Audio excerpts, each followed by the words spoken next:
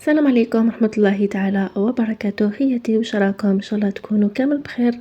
لا فيديو نتاع اليوم كما راكم تشوفوا درنا هاد الكيكه البسيطه ولا موسكوتشو، يعني سهل وفي متناول الجميع. بزاف المبتدئات اللي يهبط معاهم اثناء الطهي، كاين بعض المراحل اللي لازم تفوتوا عليها باش ينجح معاكم، ورانا راح نتعرفوا عليها ان شاء الله في هاد لا فيديو.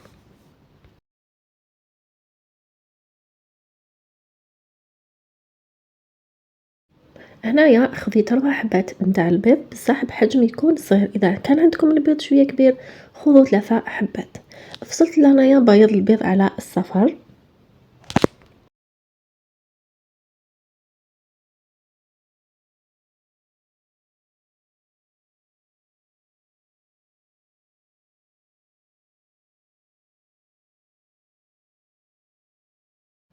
وهنايا خذيت بعض القطرات من الخل وبديت نطلع في البياض تاعي، بياض البيض بالباتور، حوالي 10 دقائق ولا اقل، حتى يطلع معكم هذا البياض كالثلج ويبقى لاصق في هذاك لي زيغوي، تما تعرفوا بلي سي بون هنا البيض نتاعكم راهو طلع ونجح. واللي ما عندهاش الباتور تقدر تستعمل الفوي، وشنو هنايا راح يديلك الوقت شويه.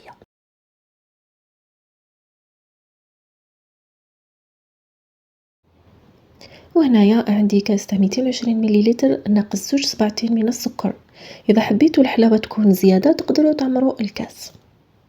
نبدا نفرغ في السكر غير بالعقل وانا راني نطلع. هذا ايضا من سر نجاح نتاع الموسكوتشو.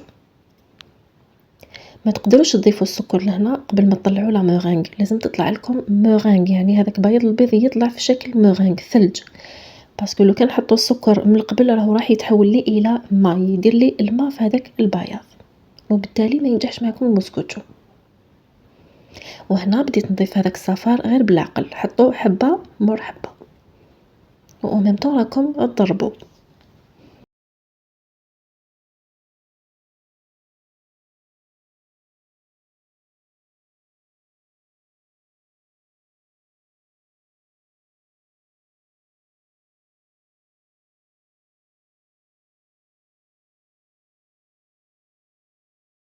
وهنايا عندي نص الكاس تاع الزيت، يعني هذا الكاس راح نكمل به جميع المقادير. كما راكم تشوفوا نضيف لهنا الزيت على شكل خيط.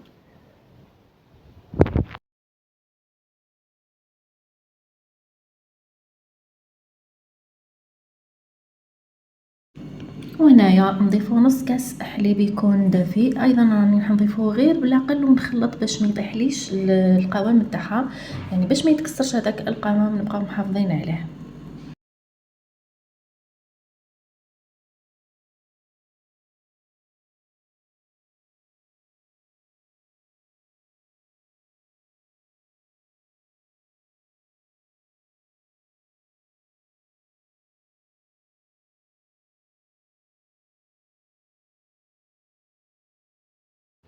هنايا عندي كاس تاع الفرينه يكون ممسوح، يعني مملوء وممسوح.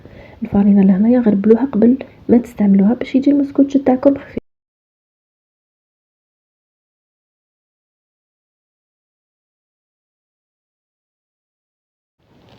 كما راكم تشوفوا راني نخلط من الفوق للتحت باش ما يطيحش معايا هذاك القوام اللي تحصلت.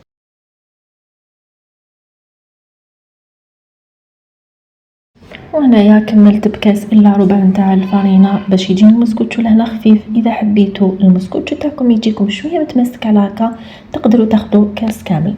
عندي لهنا كاس كامل تاع خميره الحلويات وزن 10 غرام.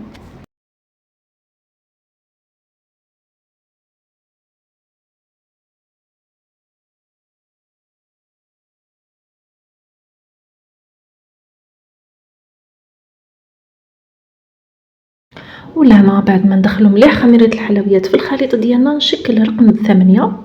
الا ما راح لكمش تمتم الرقم 8 اعرفوا بانه الخليط خلاص راهو ناجح. قسمت الخليط ديالي لهنا الى نصفين، وهنا عندكم الاختيار، تحبوا تخلوها كامل فاني ولا تحبوا تقسموا ديروا نص شوكولا ونص فاني. انا هنا ضفت عطر جوز الهند، والجزء الثاني ضفت عليه ملعقه تاع الكاكاو وغربلته وضفت عليه عطر الشوكولا، شوكولا تاع البندق، تقدروا تضيفوا عطر الكراميل.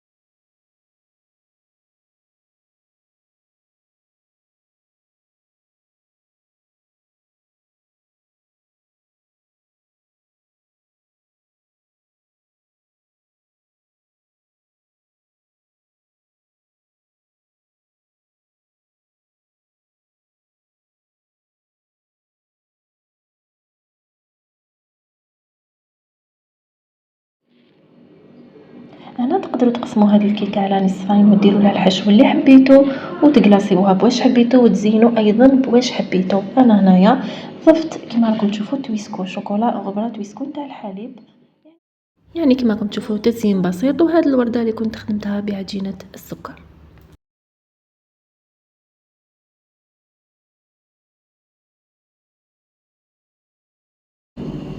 وصلنا لنهاية الفيديو حبيباتي، ان شاء الله كامل تتوفقوا فيها.